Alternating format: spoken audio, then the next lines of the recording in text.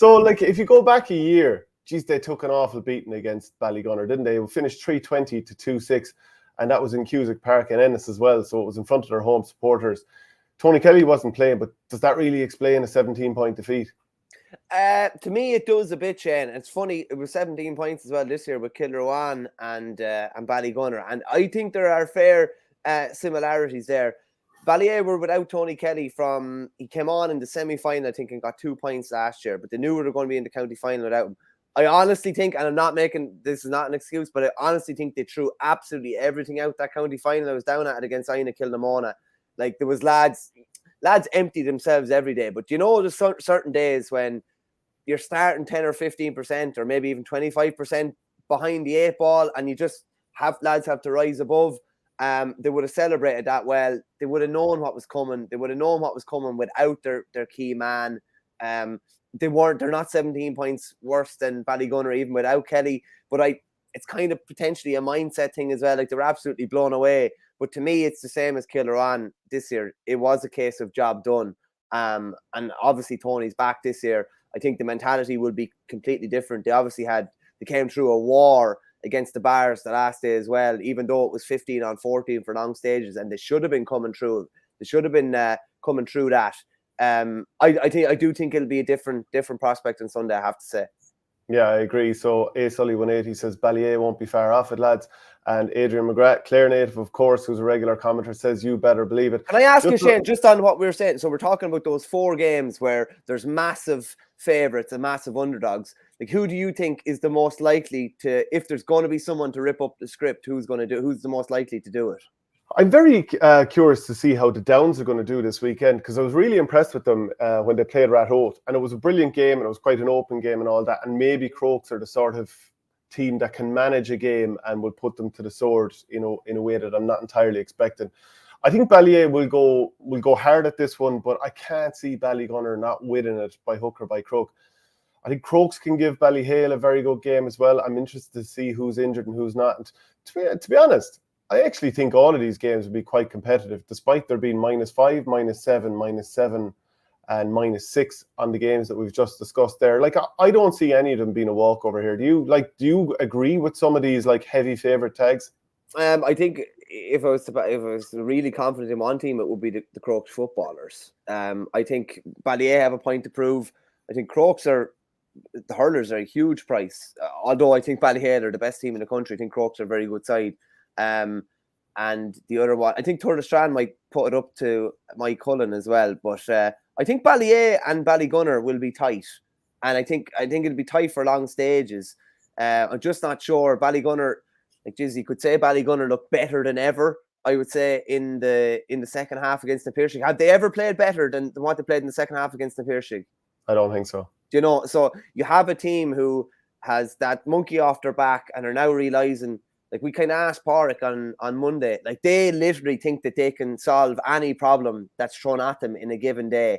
So a lot of things will have to go right for Ballyea, and Tony will have to have a game of games. But he has, I think he's a lot more assistance than he had anyway. Even Gary Brennan is obviously very important. Is it Mossy Gavin that's inside in the corner? Very good player as well. Some Brandon O'Connell, the cornerback that got the point last day, he's called in McClare, I think, isn't he? Obviously, you still have Jack Brown, you still have Flanagan, you still have Guzzy O'Connell, you still have Gudgie, you still Guzzy or Gudgie, you still have Cottle O'Connor, you still have even Gary's younger brother. Like, there's plenty of talent there, like, no doubt about it, plenty of talent there.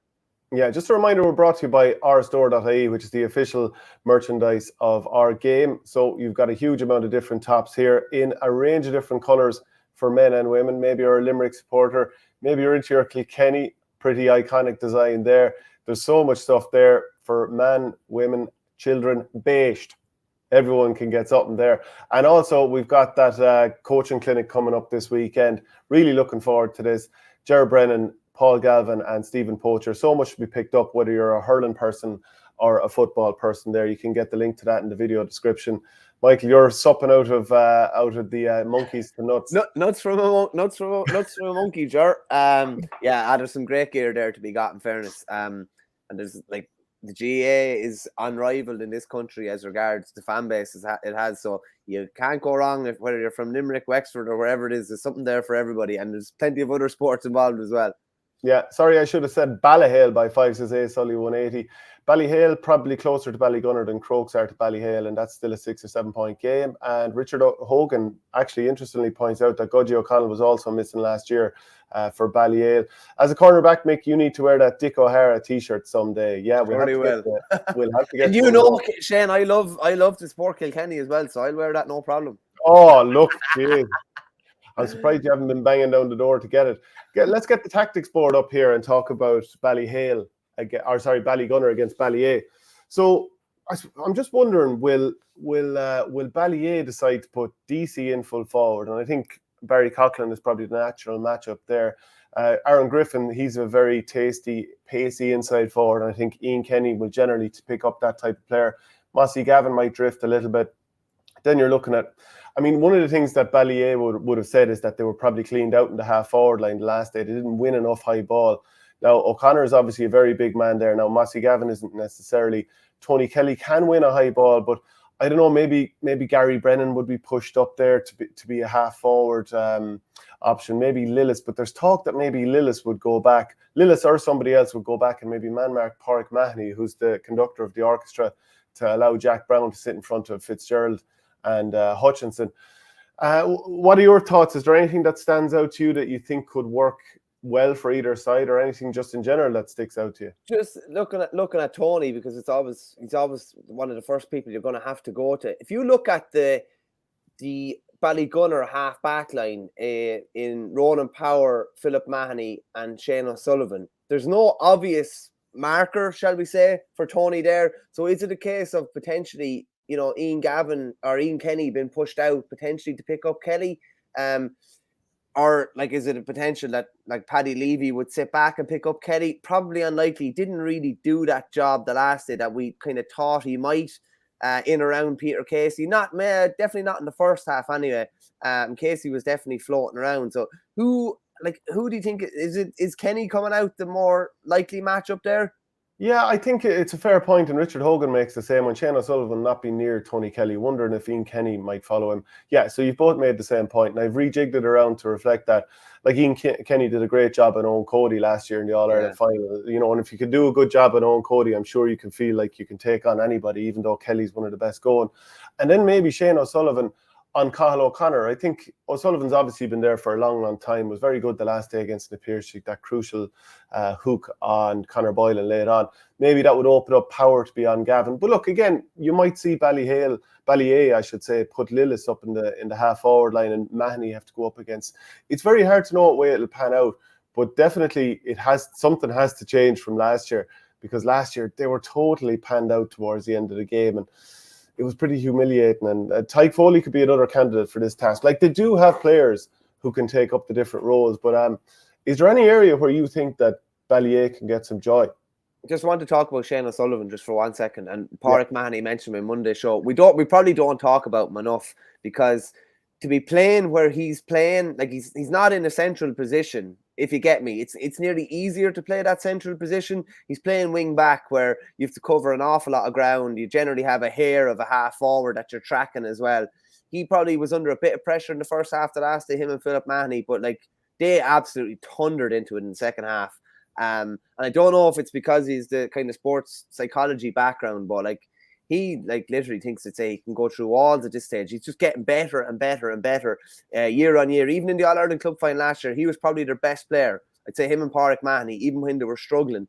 So I don't see him picking up Tony Kelly, but he definitely still play an important role. Where can Ballyea get some joy? I could see Gary Brennan potentially going over on Shane O'Sullivan and trying to run at him, they could put high ball down on top of Gary, absolutely no problem. That's not to say he'd have the pace for Shane, because Shane just seems to be defying all laws of father time at the moment. But they will definitely look at the first half of the Na Piarsaigh game and how how Na Piarsaigh were able to pull Philip Mahoney away from where he was supposed to be, pull Shane or something. Like, I couldn't get over it, Shane. There was times in that first half where I was just looking at it and I was saying to Philip Lanigan and John Fogarty were beside me, it's like, I've never seen Ballygunner this exposed before. Like, they were really well exposed by Na Piarsaigh. So I'm sure Ballyea are going to try to do something similar, but there's a lot of pieces in that jigsaw. It doesn't just happen. You can't just, we're going to pull them out or whatever. It has to be a very, very cleverly done. That's why you'd imagine that Tony might sit in at 11 and roam around and try and not mark Philip Mahoney, but try and make him mark him. And if they bring out Ian Kenny, at least you're forcing Ian Kenny potentially to play centre back, or Philip Mahoney would sweep then. But try and move them into positions that maybe they're not as comfortable in. Ian Kenny would be comfortable at 2, 4, 5 and 7. Would he be as comfortable at 3 or 6? Probably not. Yeah, but I don't know if it matters that much. If you're man marking somebody in your own half of the field and you've got the sweeper standing nearby, I don't think it matters that much. I think just on that, yeah. I think that the thing is to make sure that Philip Mahoney is occupied if he is playing in the centre and he's just trying to sweep back, that he's kept somewhat occupied. Or I don't know. There are ways and means around it. If Tony does go wing back then, or wing forward, shall we say, and Ian Kenny follows him, then it's probably less likely that Philip Mahoney will get that chance to sit back. If Tony plays centre forward, he probably will sit back. So they'll be thinking about, I'm sure Robbie, what's his second name, the Ballyea manager? I'm sure he'll be thinking of Mahon, isn't it? No, definitely not Mahon anyway. I can't think of his name off the top of my head. Hogan. Robbie Hogan, yeah. I'm sure he'll be thinking of different ways to try and stifle Ballygunner. And I'm sure he'll have forensically analysed the first half, of the Na Piarsaigh game, and where Ballygunner were made look ordinary enough, and then the second half where they totally tighten things up. Yeah, so I think that Ballygunner would want Philip Mahoney, obviously number 1 as sweeper, and I think Shane Sullivan possibly as the second one. So could we see something like Gavin, I don't know if he'd be the right man for this job, would come over and man mark Philip Mahoney and just be stuck to him, be sitting in his drawers all day, and then maybe leave Power as the spare man. And look, maybe he'd do a brilliant job at that, but maybe they think maybe we'd get some change by having somebody who's maybe not quite as seasoned as Philip Mahoney in that role, or instead of Shane O'Sullivan. So I agree with you, and that's just trying to make them do something that's not as comfortable to them as Philip Mahoney sitting back playing that extra defender would be. Yeah, 100%. Yeah, so either they're marking him up high, which maybe does choke up the square for Ballyea somewhat, or do they sort of narrow things in a nice bit and try and draw everyone into that central area? So at the very least, it draws, space for maybe the likes of Brennan to surge up there, or allow Kelly space to peel into one side. A la Boris Ali. Yeah, exactly. Or maybe so Griffin can come out and get the ball, or maybe DC. Of course, they're going to have tough matchups, especially if Kenny was back there. Maybe Foley could obviously also try and do a job on Griffin. So that's the way. And a question to ask you again: if you were to follow what Na Piarsaigh did in terms of trying to draw Mahoney out of centre back there, what could Ballyea do that could replicate that? To try and pull him out. Yeah, so what would you do with these players? And I'll move them around as you talk. What would you do if you were trying to get Mahoney out again? See, one of the reasons Mahoney felt like he had to come out was because Casey was so dangerous, particularly after hitting 7 in the county final. So if Lillis or somebody else is back here man marking Pádraig Mahoney as an extra man to allow Brown to sit, they don't really have the option of kind of putting Kelly, for example, there to draw him out, do they? Because if they're leaving the extra man. Yeah, not really. But geez, Shane, when you go through it, like Ballyea to me really underperformed the last day. I thought they should have been capable of winning that game by 4 or 5, especially with an extra man. So I do think there's going to be a kick in them this weekend. And Tony was relatively quiet until the closing stages. Johnny Appleseed says TK will put 112 and Ballyea still lose by 4. Do you know, I don't think he's a million miles off. To be honest with you, I think he will put up a big performance, and there could be other lads who put in big performance as well. But I still see them losing probably by 4 to 5. But I definitely see them righting the wrong of last year in terms of, delivering a performance and not maybe the no-show that last year was. Yeah, and Jared Pickering Jr., do you see it being a tight game, lads? You've answered that as well. Yeah, I would see 5 to 6 points here.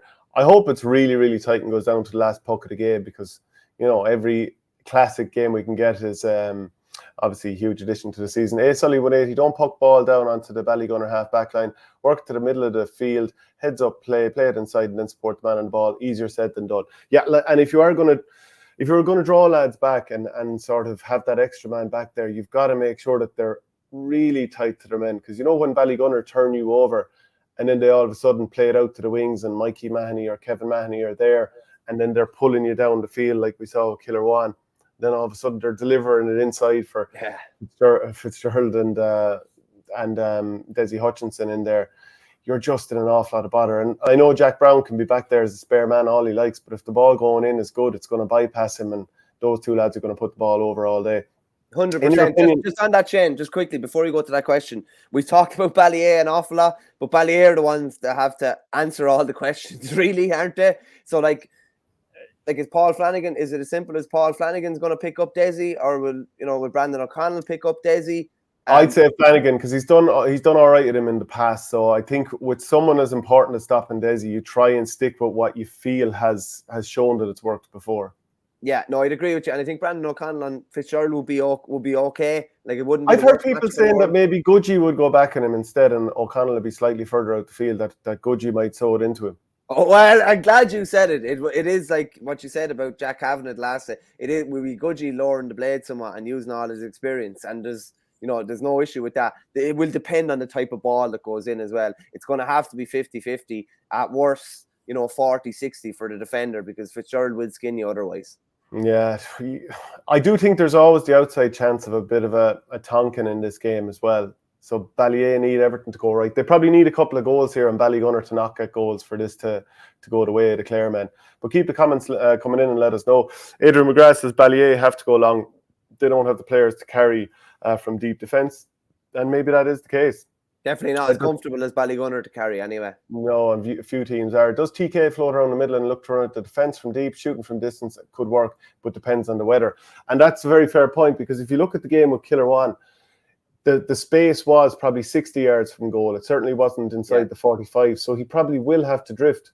And then the question is Ian Kenny going to follow him into his own half? If you remember, like several years ago, and when we were analysing Ballyea ahead of the All-Ireland Club final in 2017, a lot of it was based on, I just bring up the tactics board one more time here, a lot of it was based around Tony Kelly operating in this part of his field, of the field, and collecting ball and then surging forward.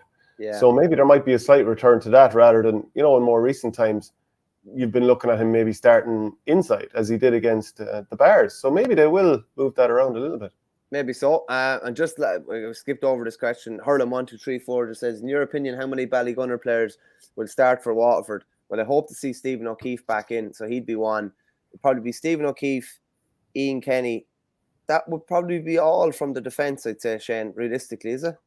I think so, yeah. Unless someone is called up, yeah, I'm not sure. And obviously Philip Mahoney isn't going to go back. After that, I presume Levy will get a call in, and maybe Conor Sheehan as well. I'm not sure if either will start. I would see Peter Hogan as the starter, as long as he's injury-free. Pádraig Mahoney will start, and Desi. And then one of the other two Mahoneys, Mikey or Kevin, could push, but I think it'd be tough to get in straight away. And I don't think Patrick Fitzgerald is going to be that far away. So that's how many. Like, I don't think Stephen O'Keefe is going to go back. He is the best keeper to have, but I don't see him going back. So that would be, to me, 1, 2, 3, 4, with a possibility of 5. And how good is that from a club point of view and your team's point of view, that they're just kind of strong all over, aren't they? And they've a lot of lads that are, like Philip Mahoney was a very good county hurler, but he's at that stage where he's an exceptional club hurler. Shane O'Sullivan the same as well. They have a lot of lads that are really, really good club hurlers. Whether some of them make the step up to inter-county, it'd be interesting to see. But it's definitely for Ballygunner's benefit at the moment, anyway. Not to mention that they produce forwards. Like, it's easier to sort of manufacture a few defenders, but they're pulling out forwards all over the place. Richard Hogan says Kevin Mahoney would give Waterford a real target man up front. And